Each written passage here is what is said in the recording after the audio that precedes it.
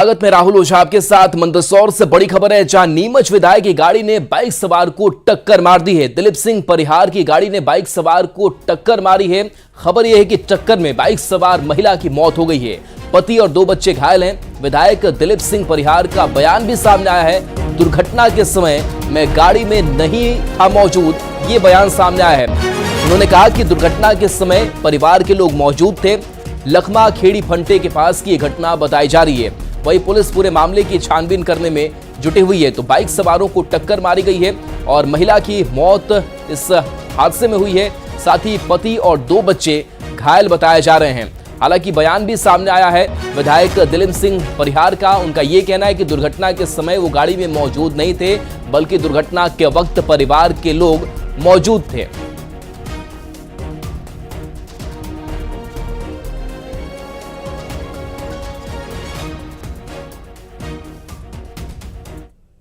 था और पीछे से मैंने कहा था, क्योंकि बिना खाए पिए वहाँ मेरा टेस्ट कराना था, तो इसलिए मैं जल्दी निकला था और पीछे से ड्राइवर और वो गाड़ी लेके आया था और उसकी वजह से एक्सीडेंट हुआ है।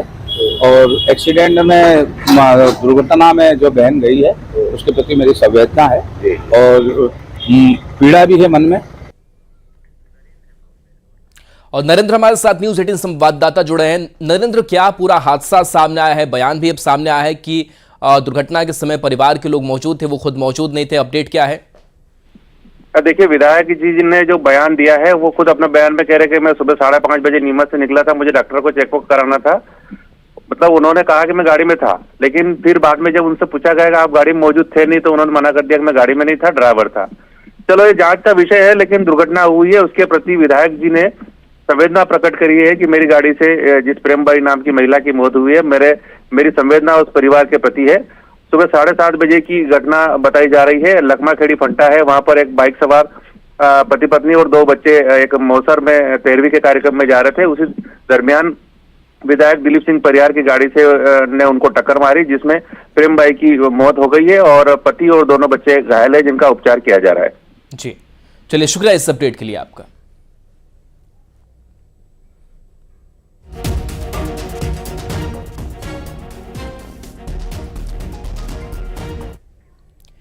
बढ़ते आगे, जम्मू कश्मीर के अखनूर में श्रद्धालुओं से भरी बस खाई में गिरने से 5 बच्चों समेत 22 श्रद्धालुओं की मौत हो गई। ये सभी यूपी के हाथरस के थे। इस हादसे में 30 से ज्यादा लोग घायल हुए हैं, जिनका अस्पताल में इलाज चल रहा है। फिलहाल मामले की मजिस्ट्रेट जांच के आदेश दिए गए हैं और पीएमओ की तरफ से मरने वाले लोगों के परिवारों को 2-2 लाख रुपए की मदद का ऐलान किया गया है।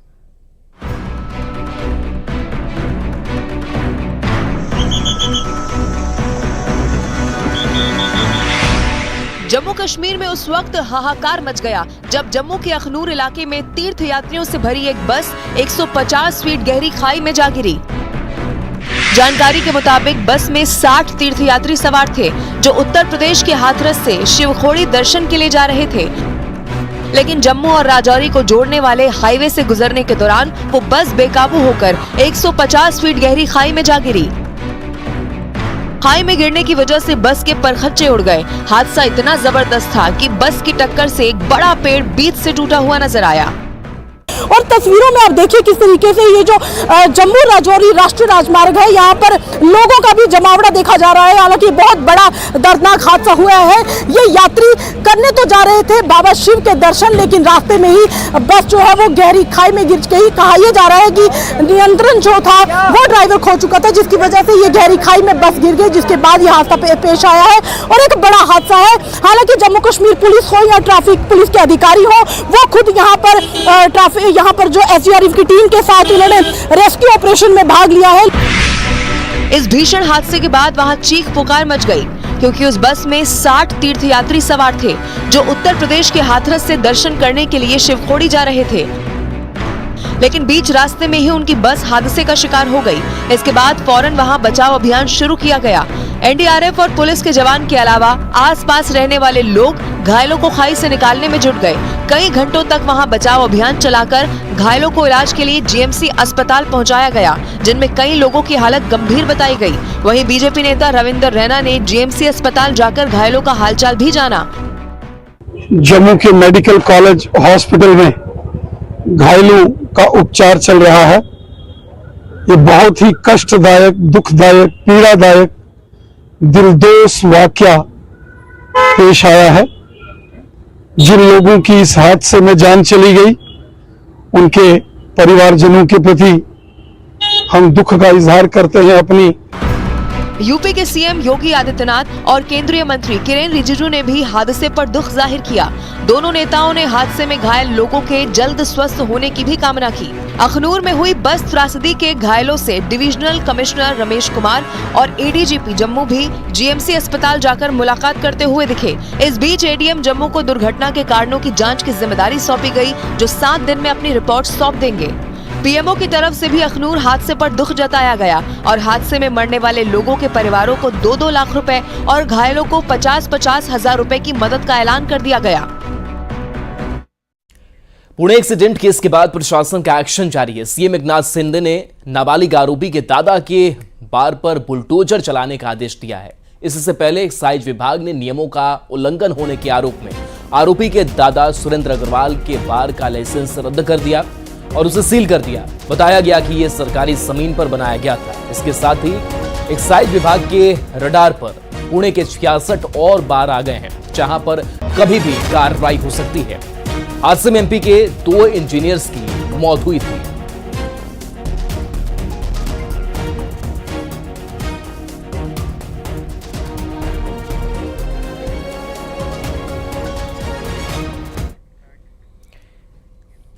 पुणे एक्सीडेंट केस में नाबालिग आरोपी की मां शिवानी अग्रवाल पुलिस के रडार पर है। उनकी गिरफ्तारी तय है। पुणे क्राइम ब्रांच शिवानी अग्रवाल की तलाश में कई जगह छापा मार रही है। क्राइम ब्रांच शिवानी अग्रवाल से पूछताछ की तैयारी में थी, लेकिन उससे पहले ही वो फरार हो गई और अब पुलिस उन्हें ढूंढ रही है। यानी नाबालिग के पिता और दादा के बाद उसकी मां भी सलाखों के पीछे पहुंचने वाली है।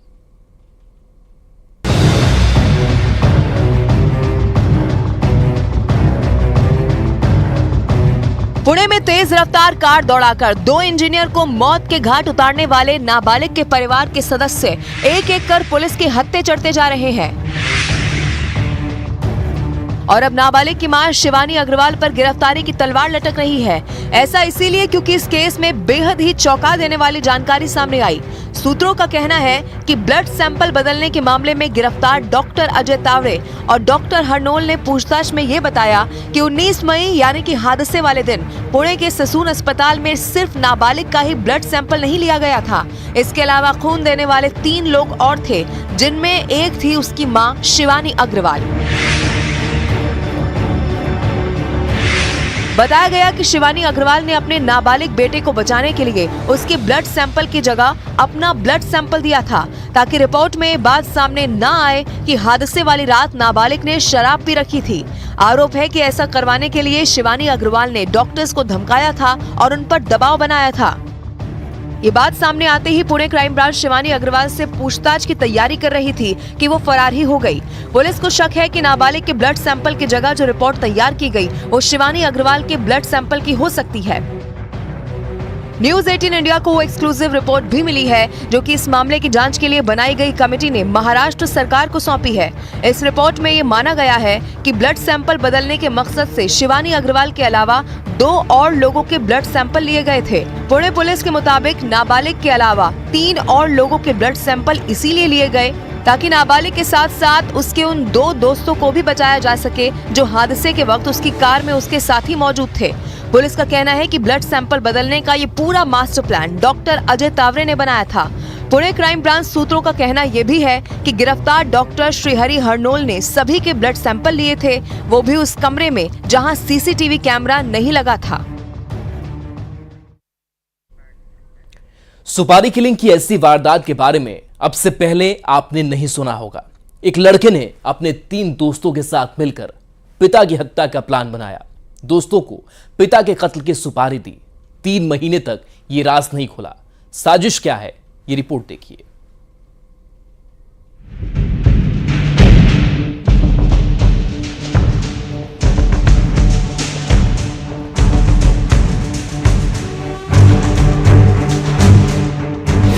तीन महीने, 2 कत्ल, रिश्तों की सुपारी। 2 मर्डर, पिता के कत्ल की सुपारी।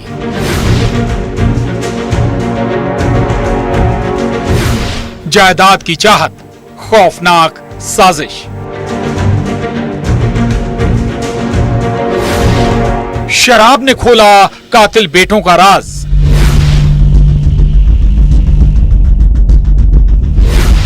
जिगरी यार जुर्म में साथ साथ। 6 मार्च 2024 और 14 मई 2024, इन दोनों तारीख का आपस में कनेक्शन है। कनेक्शन भी ऐसा कि आप सुनकर हैरान रह जाएंगे। 6 मार्च को धमतरी के कुरूद थाना इलाके के सिवनी कला में फिरता पटेल की हत्या की गई। गला घोंटकर बुजुर्ग फिरता की हत्या की गई, लेकिन इसे आरोपी बेटे पूनम चंद पटेल ने सामान्य मौत बताया। पूनम ने पिता के कत्ल की सुपारी दोस्त सुदामा, हरीश और मिथिलेश को दी थी। 70,000 में सौदा किया। अंतिम संस्कार में किसी को शक नहीं हुआ। कुरूद पुलिस को इस प्रकार की सूचना मिली कि 2 व्यक्तियों की हत्या करके और साक्ष्यों को मिटाने के उपरांत में उनका अंतिम संस्कार कर दिया गया है। तो जो हमें अभी तक स्पष्ट हुआ है कि इसमें 4 लोगों ने मिलकर के 2 पृथक घटनाओं में, एक घटना जो कि फरवरी में माह में हुई और दूसरी घटना जो मई माह में हुई। अब केस नंबर 2 यानी 14 मई 2024, फिरता पटेल की हत्या जिस तरीके से की गई उससे चारों दोस्त बेखौफ हो गए। पूनम ने जायदाद की चाहत में पिता का कत्ल करवाया। अब इसी कत्ल में शामिल पूनम के दोस्त सुदामा ने भी इस साजिश को हथियार बनाया। उसने अपने पिता पंचराम देवांगन की हत्या की ऐसी साजिश रची, यानी पहले पूनम के पिता की हत्या। अब इन चारों दोस्तों में से सुदामा के पिता पंचराम देवांगन का कत्ल चारों दोस्तों ने मिलकर किया। बेटों ने पैसे के लालच में अपने पिता की हत्या करने के उपरांत में उनका अंतिम संस्कार कर दिया और यह बता दिया कि इनकी मृत्यु प्राकृतिक कारणों से हुई है।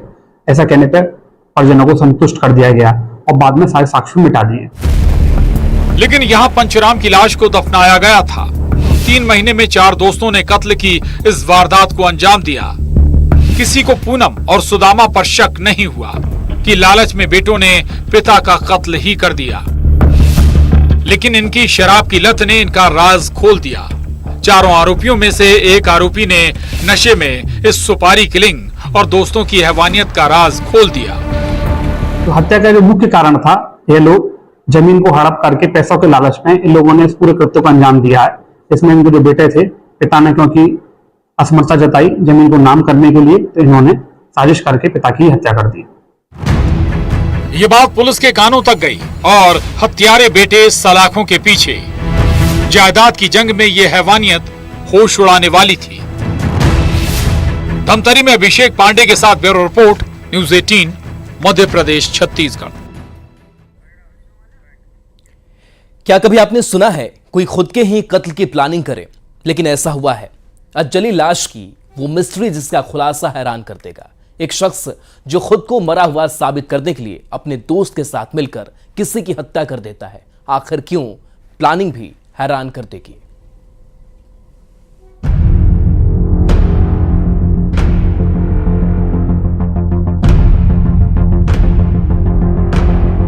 हुसैन के हाथों में कोई ऐसा टेटू मार्क्स नहीं थे, किंतु इस बॉडी पे कैलाश ओम और 2-3 टेटू के मार्क्स वगैरह।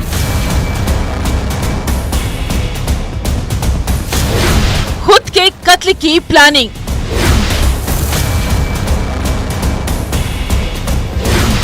उसने कराया खुद का कत्ल। अधजली लाश की खौफनाक मिस्ट्री। कड़ा, क्लिप, धागे से बदली पहचान। लाश की हाइट से खुला राज।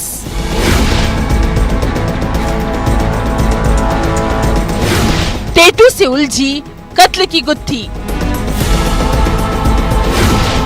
महाराष्ट्र टू बुरहानपुर, हैरान करने वाला मर्डर। मरने वाला वो कौन था?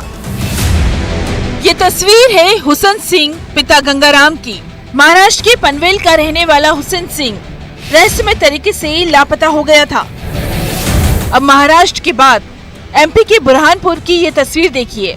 थाना लालबाग के कुंडी भंडारा में अधजली लाश मिली थी।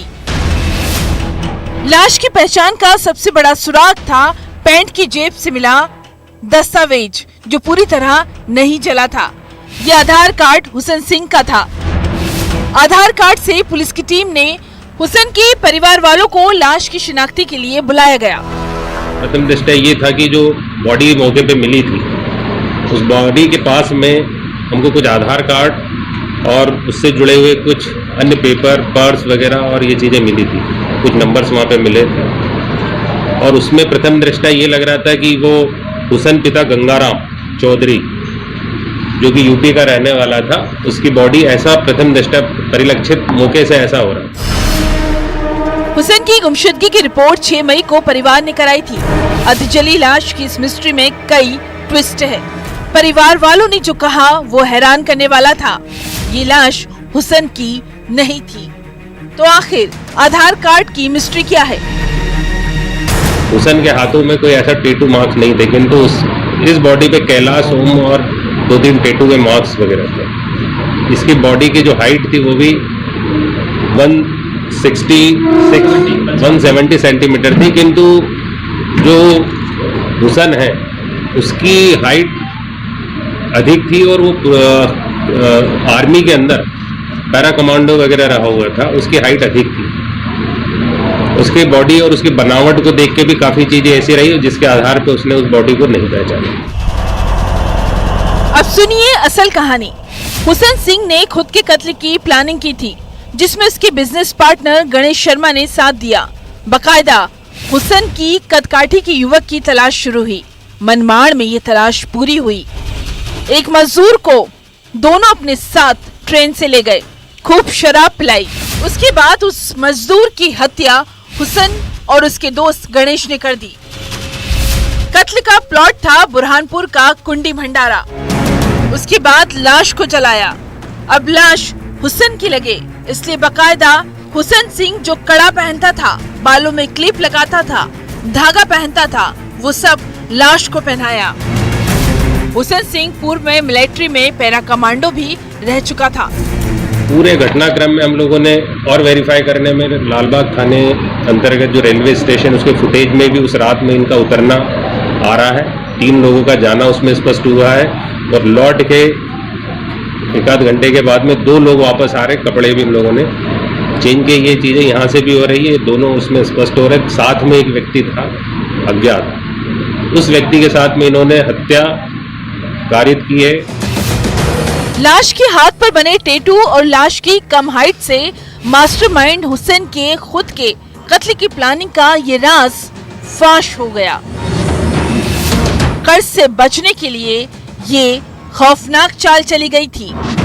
आइडेंटिटी को छुपा के अभी प्रथम दृष्टया जो बातचीतों में आ रहा है कि इसके ऊपर इसके पार्टनरों के साथ में जो जैगर्स बार करके पनवेल में उसको चलाता था और वहीं कहीं न कहीं इनका लेन देन और उसमें कर्ज से जुड़ी हुई बहुत सारी चीज़ें भी आ रही है। जो पैसा ऐसा लिया है तो उसके आधार पे ये कहीं इसके दिमाग में कॉन्स्पिरेसी थी कि अपनी आइडेंटिटी को छुपा के किसी और व्यक्ति की हत्या करके उसके नाम से हुसैन को प्रोड्यूस कर दिया जाए और खुद गायब हो जाए। क्या खुद के कत्ल की प्लानिंग का बीमा कनेक्शन भी है?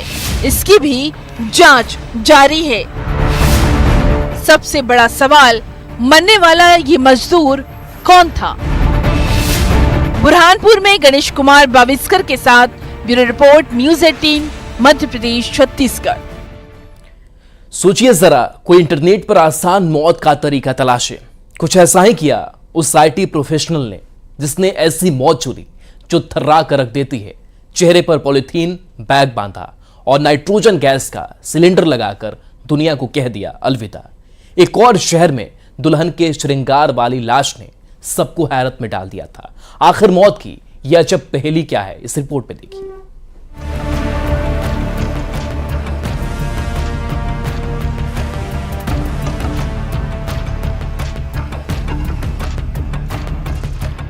सुसाइड की ये अजब पहेली है जो हैरान कर देती है।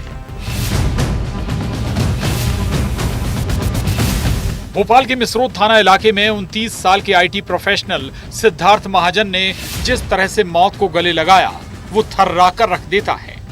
सिर पॉलीथीन बैग से ढका हुआ और पास में ही नाइट्रोजन गैस का सिलेंडर का ट्यूब पॉलीथीन के अंदर। तस्वीरों में साफ नजर आ रहा है कि टेबल से सिलेंडर को बांधा गया है। चेहरे को पॉलीथीन बैग से ऐसे कवर किया गया कि मौत से बचने की कोई गुंजाइश ही ना रहे। सिलेंडर का पाइप पॉलीथीन बैग के अंदर और जिंदगी खामोश। ये मामला थाना मिसरौद का है। थाना मिसरौद अंतर्गत जाटखड़ी के पास एक निर्मल ऑयल कॉलोनी है। उस कॉलोनी में एक रात को 108 से कॉल पॉइंट आया था कि एक व्यक्ति है जिसने अपने घर में सुसाइड की है। उसके घर से एक नाइट्रोजन गैस का सिलेंडर भी बरामद हुआ है। तो जब हम लोगों के द्वारा जाकर उसका देखा गया सीन ऑफ क्राइम, तो उधर एक लड़का जिसकी उम्र 29 साल है, जो अकेला रहता था फ्लैट में, और सिद्धार्थ महाजन नाम है उसका, और वो लखनऊ का रहने वाला है। सूत्रों की माने तो मौत से पहले सिद्धार्थ ने YouTube पर सुसाइड के तरीके को तलाशा था, जिसे मौत का ये तरीका आसान लगा। इस फ्लैट पर सिद्धार्थ अकेला था। 4 पेज का सुसाइड नोट भी लिखा है, जिसमें जिक्र जिंदगी की परेशानियों का है। यूपी के लखनऊ के रहने वाले IT प्रोफेशनल सिद्धार्थ का ट्रीटमेंट भी चल रहा था। एक पॉलीथीन बैग से ढका हुआ था, उसमें नाइट्रोजन जो गैस का सिलेंडर है उसकी पाइप से वो जुड़ा हुआ था। तो प्रथम दृष्टया ये है कि उसने जो सुसाइड नाइट्रोजन गैस उससे की है, और उधर कुछ खाली गिलास भी पड़े हुए थे जिसमें शायद उसने कुछ दवाइयाँ कुछ मेडिसिन घोल के पी है। और उसने आसपास देखा गया तो परिस्थिति जन्म में यही है कि उसने सुसाइड की है, और उसमें उसके इलाज के पर्चे भी पाए गए, जिसमें उसका मानसिक रूप से हॉस्पिटल में इलाज भी चल रहा था, और बाकी अन्य बिंदुओं की जाँच की जा रही है। कुछ दिन पहले ही मिनी मुंबई यानी इंदौर से मौत के श्रृंगार की ये तस्वीर सामने आई थी। 22 साल का पुनीत MPPSC की तैयारी कर रहा था, जिसकी लाश दुल्हन के श्रृंगार किए हुए मिली थी। भंवरकुआं थाना इलाके का ये मामला है। हालांकि इस मामले की जांच अभी भी जारी है। क्या वाकई ये सुसाइड था या फिर कुछ और? दोनों शहर में मौत की अजब पहेली दिल दहला गई।